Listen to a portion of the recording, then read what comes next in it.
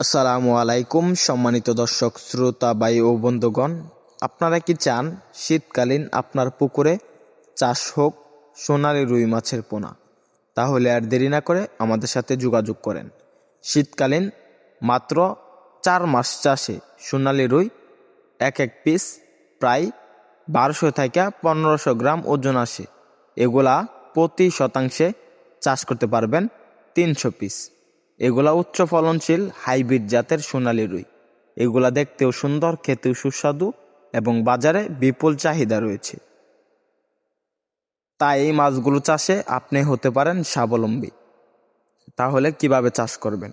সোনালী রুই মাঝের এবং উপরের লেয়ারের মাছ, এগুলোর সাথে মিশ্রভাবে চাষ করতে পারেন দেশি শিং, দেশি গুলশা, দেশি ট্যাংরা।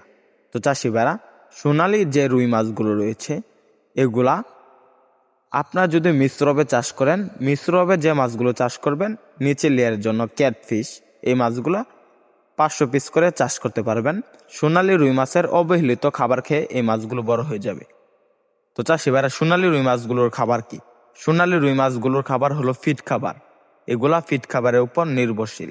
বর্তমান সময়ে আমাদের এখানে 2 ইঞ্চি, 3 ইঞ্চি, 4 ইঞ্চি, 5 ইঞ্চি, 6 ইঞ্চি সকল সাইজের, সকল ক্যাটাগরি সোনালী রুই মাছের পোনা পেয়ে যাবেন।